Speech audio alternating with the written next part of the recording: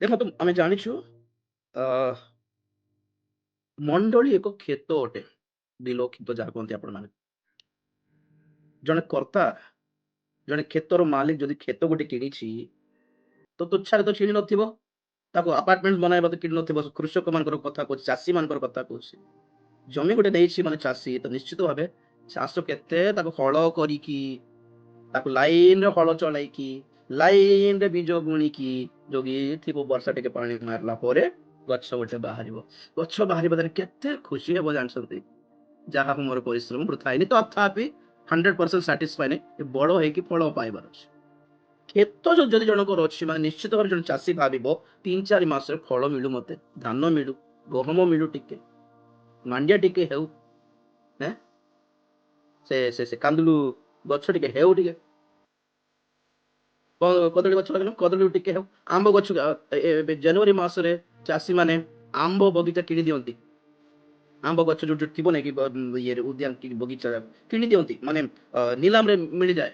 କେତେ ଦେବ ଏ କ୍ଷେତକୁ ମାନେ 2 ମାସରେ ଇଏ ବାହାରିବ, ଆମ୍ବ ବାହାରିବ ଆଉ ଏ ବର୍ଷର ଖରା ମାସରେ ଏଇ ଗଛର ସବୁ ଆମ୍ବ ମୁଁ ବିକି ଖାଇବି। ତ ନିଲାମ କରନ୍ତି ଏମାନେ ବିଜନେସ ବାଲା ସବୁ ଚାଷୀ ମାନେ ମିଶିକି। ଆଜ୍ଞା ଆମର କେତେ ଅଛି ବଢିଆ ଗଛ ଯାକ ବାହାରିଛି, ଫୁଲ ବାହାରିଛି ଦେଖ। ତ ଡିମାଣ୍ଡ ଥାଏ ଏତିକି ଲକ୍ଷ ସେତିକି ଲକ୍ଷ, ଏତିକି ଲକ୍ଷ ସେତିକି ଲକ୍ଷ ଡିମାଣ୍ଡ କରିଦିଅନ୍ତି। ତ ଯୋଉ କିଣିଦେଲା ପରେ ବେଚାରା ମାନେ ଏ କ୍ଷେତ ପାଇଁ 5 ଲକ୍ଷ ଦେବ, ମାନେ ଆଶା କରିବେ ଫଳ ବାହାରିଲେ ଏ ଆମ୍ବ ସୁନ୍ଦର ଆମ୍ବ ବାହାରିବ, ମିଠା ଥିବ, ଆଉ ବିକିଲେ ଏ 5 ଲକ୍ଷ ପାଖରେ ଗୋଟେ 7-8 ଲକ୍ଷ ଯଦି ମିଳିବ ବଢିଆ ଖୁସି।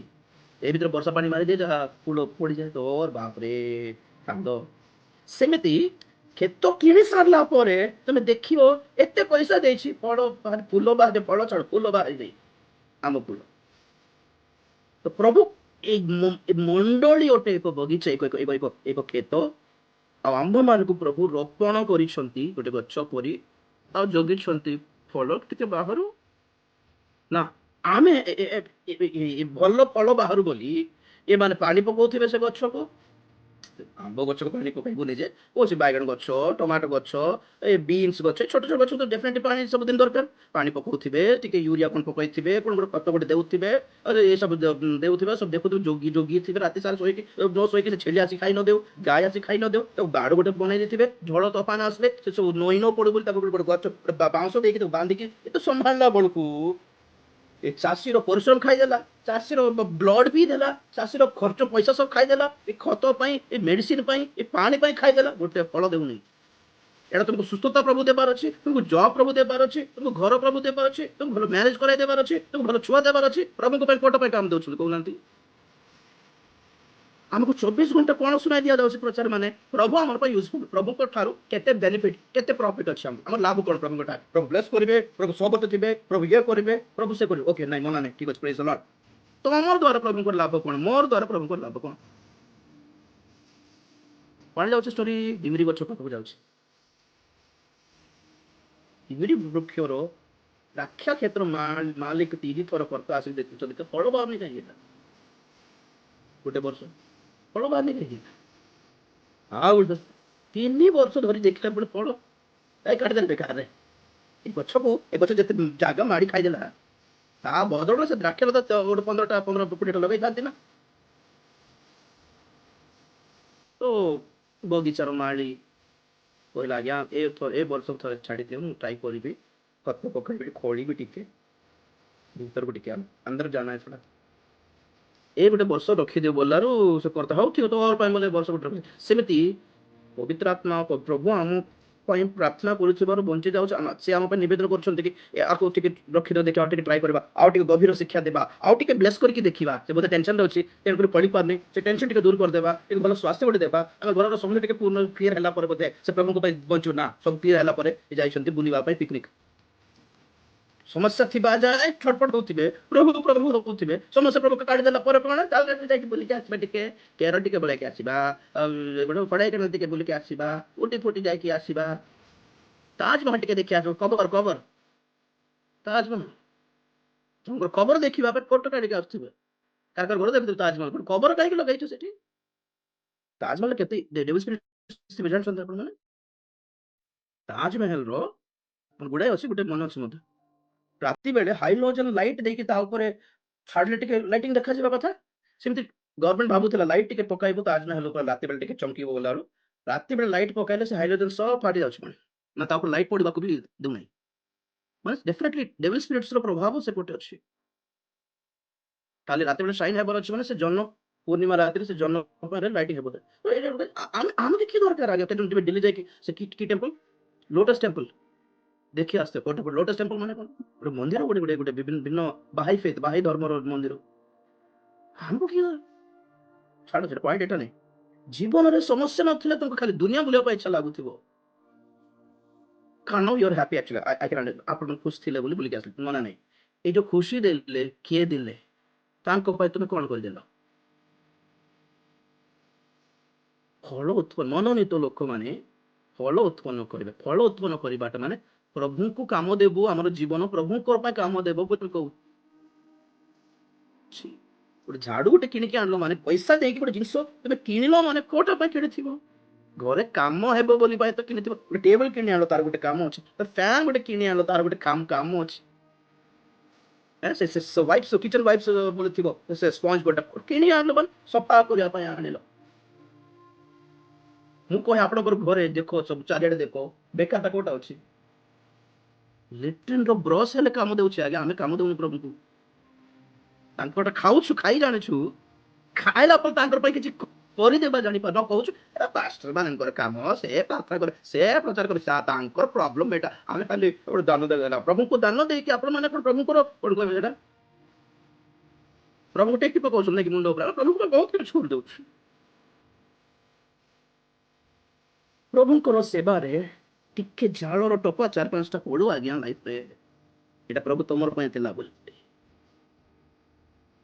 ଖ୍ରୀଷ୍ଟ ଯୀଶୁଙ୍କ ଠାରେ ଯୋଉ ପରିଶ୍ରମ ଅଛି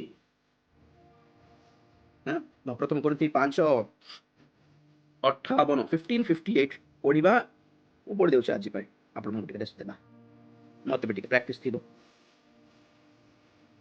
ପ୍ରଥମ କରନ୍ତି 15:58 ଅତଏବ ହେ ମୋର ପ୍ରିୟ ଭାଇ ମାନେ ପ୍ରଭୁଙ୍କ ସେବାରେ ତୁମ୍ଭ ମାନଙ୍କର ପରିଶ୍ରମ ନିଷ୍ଫଳ ନୁହେଁ ଏହା ଜାଣି ପ୍ରଭୁଙ୍କ କାର୍ଯ୍ୟରେ ସୁସ୍ଥିର ଓ ଅଟଳ ରହି ସର୍ବଦା ଅଧିକରୁ ଅଧିକତର ଯତ୍ନବାନ ହୁଅ। କୋଟା ପାଇଁ ପ୍ରଭୁଙ୍କର ସେବାରେ ପ୍ରଭୁଙ୍କର କାର୍ଯ୍ୟରେ ସୁସ୍ଥିର ଥିବାର ମାନେ ସ୍ଥିର ମାନେ ପରମାନେଣ୍ଟ ପ୍ରଭୁଙ୍କର କାମ କରିବାରେ ଟେମ୍ପୋରାରୀ ନାହିଁ ଫିକ୍ସ ହେଇଯାଆନ୍ତୁ ସୁସ୍ଥିର ନମ୍ବର 2 ଅଟଳ ଓ ସର୍ବଦା ଅଧିକରୁ ଅଧିକ ଯତ୍ନ କେୟାରଫୁଲ ହଉ ପ୍ରଭୁ ପାଇଁ ଆଜି କିଛି କଲେ କି ନାହିଁ ପ୍ରଭୁଙ୍କ ପାଇଁ କିଛି କରାହେଲା କି ନାହିଁ ଆଜି କାରଣ ଜୀବନ ସାରା ଆମେ ମାନେ ନିଜର ପାଇଁ କରିଥାଉ ନିଜର ଶରୀର ପାଇଁ କରିଥାଉ ନିଜର ଖାଦ୍ୟ ପାଇଁ ପେଟ ପାଇଁ କରିଥାଉ। ସେଠି ଲେଖାଯାଏ ଜଗତର ପ୍ରାୟ ଅଧିକାଂଶ ପରିଶ୍ରମ ସକ୍ସେସ୍ ହେଇ ନପାରେ ଫଳଦାୟକ ହେଇ ନପାରେ କହିଲି ନାଇଁ କି କଷ୍ଟ କରିକି 5 ଲକ୍ଷ ଆଣିକି ଗୋଟେ ବଗିଚା କିଣିଲା ବେଳକୁ ଦେଖିଲୁ ଫଳ ହେଉନି ଆମ୍ବ ଗଛ ଆଉ ଦେଖିଲା ବେଳକୁ ଝଡ଼ ହେଲା ଫୁଲ ପଡି ତ ଗଲା। এই ପରିଶ୍ରମ ଆମର ଶାରୀରିକ ପରିଶ୍ରମ ହେଲେ ନିଷ୍ଫଳ ହେଇଯାଇପାରେ ବେଳେ ବେଳେ କିନ୍ତୁ ଖ୍ରୀଷ୍ଟ ଯୀଶୁଙ୍କର ସେବାରେ ତୁମର ପରିଶ୍ରମ ନିଷ୍ଫଳ ହେବ ନାହିଁ। ସେଇ କଷ୍ଟ ସେଇ ଖର୍ଚ୍ଚ ସେଇ ବ୍ୟଥା ସେଇ ପେନ୍ ପ୍ରଭୁଙ୍କ ପାଇଁ ଖର୍ଚ୍ଚ ହେଇଗଲା କି ବ୍ୟସ୍ତ ହବନି ନିଷ୍ଫଳ ହେବନି। ପ୍ରଭୁଙ୍କ ପାଇଁ କିଛିଟା ଛାଡିଦେବାକୁ ପଡିଲା କି ବ୍ୟସ୍ତ ହବନି ନିଷ୍ଫଳତା ହେବନି ଏଇଟା। ପ୍ରଭୁଙ୍କ ପାଇଁ ଘରଠୁ ବାହାରି ପଡିଲେ କି ଅବ୍ରାହମ ବାହାରି ପଡିଲେ ନିଷ୍ଫଳ ହେବ ନାହିଁ।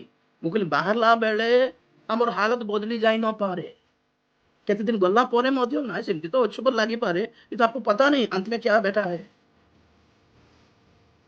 ଶେଷ ପର୍ଯ୍ୟନ୍ତ ଯାଇକି ଦେଖ ଶେଷ ପର୍ଯ୍ୟନ୍ତ ଯାଇ ଗଲା ପରେ କୁହ ନାଇଁ ଆଜ୍ଞା ବେକାର ଗଲା ପରିଶ୍ରମ କହିଥାନ୍ତ ନା ଶେଷ ପର୍ଯ୍ୟନ୍ତ ଯାଇକି ଦେଖ ନେଭର ଫେଲ୍ ବୁଝିଲ ପରିଶ୍ରମ ପ୍ରଭୁଙ୍କ ପାଇଁ ଯାହା ଆପଣ ସ୍କୁଲରେ ଜବ୍ କରୁଛନ୍ତି ହୋଟେଲ ଜବ୍ କରୁଛନ୍ତି ବେଳେବେଳେ ଦରମା ଠିକରେ ମିଳେ ନାହିଁ ଆଉ ଉଲ୍ଟା ଗାଳି ଶୁଣିବାକୁ ପଡେ ଲକଡାଉନ ଫକଡାଉନ ହେଲେ ଅଧା ଦରମା ଆଉ ସରକାରର ଫଣ୍ଡ ନାହିଁ ଆଉ ଆର ମାସକୁ ଦିଆ ହେବ ବୋଲେ ବେକାର ଖାଲି ହାତରେ ଘରକୁ ଫେରିବାକୁ ପଡେ।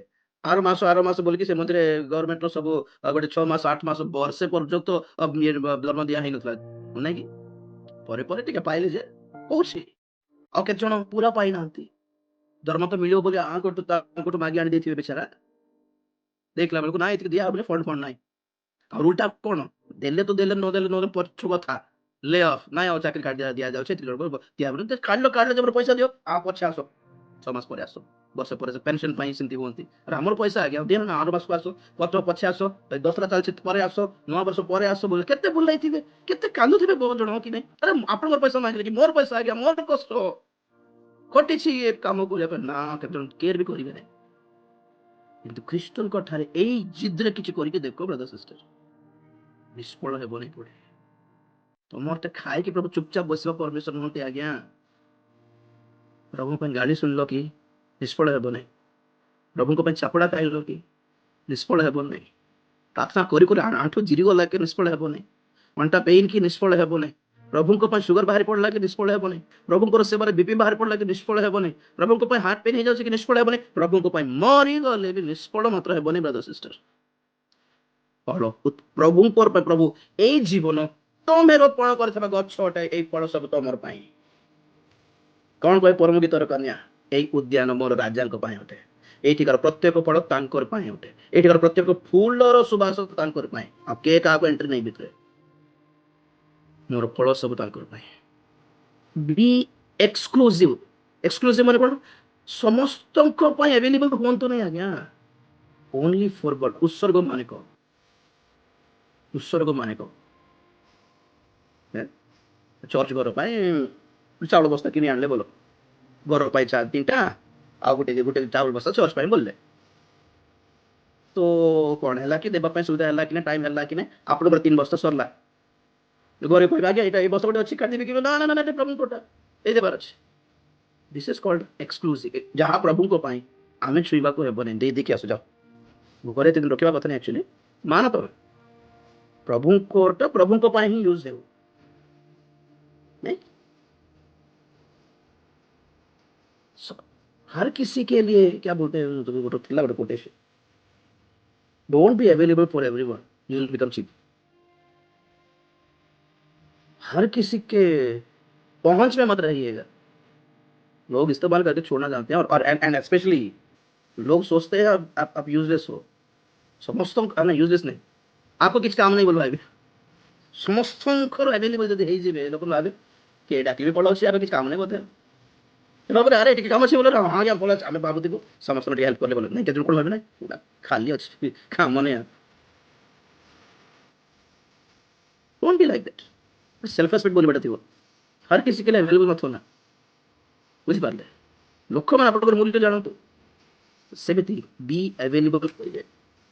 आम कहीं मन तो माने ये जगत आमको बुझे कि भात मिसाइला मिर्सिंगा पत्र लंका टमाटो चोपा काढ़ी था कि आमको जगत एमती काढ़ी साइड कर देछि, प्रभु हमको मूल्य देखे, डोंट फॉरगेट दिस। फलिबे जदि प्रभुଙ୍କ ପାଇଁ, କାମ ଦେବେ ଯଦି ପ୍ରଭୁଙ୍କ ପାଇଁ, ଗୌରବ କରିବେ ଯଦି ପ୍ରଭୁଙ୍କୁ, ପ୍ରଶଂସା ଆପଣଙ୍କ ଜୀବନ ଦ୍ୱାରା ପ୍ରଭୁଙ୍କର ପ୍ରଶଂସା, ପ୍ରଭୁଙ୍କର ଗୌରବ ହେଉ, ପ୍ରଭୁଙ୍କର ନାମ ହେଉ, ପ୍ରଭୁଙ୍କର ପରିଚୟ ମିଳୁ। ଏତେ କାମ ଦେଖ, ବିଜି ଷ୍ଟାର ସମସ୍ତେ, job school college school job business ये से प्रभुଙ୍କ ପାଇଁ ना, गोटे घंटा बसी जानी हेउनी गोटे मीटिंग रे, और प्रभु कर देबार अछि काम, हमको जहाँ मागिले दे देबार अछि, और दियंती तो कौन लाभ मिलला आम जीवन द्वारा प्रभु को, गोटे गछ रोपण कराई माने नंबर 1 ताहा फलिब, गोटे गछ अनेक चढ़ई मान बास स्थान हुए, गोटे गछ अनेक छाई छाया दिए, गोटे गोटे सुखा क्लांत लोक लोक मैंने आसिक छाई बसिक शांति बसी पार छाया दे पारे, गोटे गछर डाल गोटे घर बनई दे पारे, गोटे गछर अनेक लाभ अच्छी, आमर कि लाभ प्रभु हमको एतिके देकी सब चिंता कर तो, के जीवन सरी भी जाऊँगी, प्राय सरी आसला बयस थे, चिंता कर कौन कर प्रभु तुम कौन करले कहले खुशी साक्ष्य कहे धन्यवाद हो प्रभु आप जीवन में जहाँ भी कर, किंतु थोड़े टे चिंता कर मु प्रभु कौन कर जो गत जीवन सारा, केबे गिरजाघर झाटे की आसले कि केबे चेयर पे बिछाइले कि पकाइले कि जरी बिछाइले गोटे मीटिंग रे गोटे गोटे गोटे गिरजा घरे गोटे सेवक कष्ट रे काको कि सहाय्य करि पारिले कि प्रभु नाम रे, कोठे साक्ष्य कहि पारले कि गोटे कोठे प्रार्थना करि कि गोटे गोटे लोक जन लोकर सुस्थता पई कि प्रार्थना करि पारले कि गोटे गोटे सुसमाचार कहि कि गोटे साक्ष्य कहि गोटे आत्मा लाभ करि पारले कि सब रे मेन थिंग है ना आत्मा लाभ, प्रभु को दरकार थिबो फल एटा, प्रभुंकर राज्य पाई प्रभुंकर लाभदायक जिनिस जदि किछि करि पारिबु ताहा हैला गोटे आत्मा लाभ, प्रभु को पाई प्रभुंकर निकट को जन को आनी देई पारिबाटा, प्रभुंकर परिचय आपन द्वारा लोक माने पाइबाटा, ନା, ସୁସ୍ଥତା ସେ କରନ୍ତୁ, ଜବ୍ ସେ ଦିଅନ୍ତୁ, ପଇସା ସେ ଦିଅନ୍ତୁ, ଘର ସେ ଦିଅନ୍ତୁ, ମ୍ୟାରେଜ ସେ କରନ୍ତୁ, ପିଲା ଛୁଆ ବି ସେ ଦିଅନ୍ତୁ। ସେ ପିଲା ଛୁଆ ବି ସେଟଲ୍ ହେଇଯାଆନ୍ତୁ ଆଉ ତାପରେ ନାତି ନାତୁଣୀ ରେଡି, ସେମାନଙ୍କର ବି ପ୍ରଭୁ ଆଶୀର୍ବାଦ କରନ୍ତୁ। ଆମେ ବେକାର ଜୀବନ ସାରା ବଞ୍ଚିକି ଆମେ ପ୍ରଭୁଙ୍କଟା ଖାଇକି ମରିକି କବର ଭିତରେ ଯିବୁ ଆଉ କହିବୁ ପ୍ରଭୁ ସ୍ୱର୍ଗ ବି ଯାଇଦିଅ ଫ୍ରିରେ। ମନୋନୀତ ଲୋକମାନେ ଫଳ ଉତ୍ପନ୍ନ କରନ୍ତି,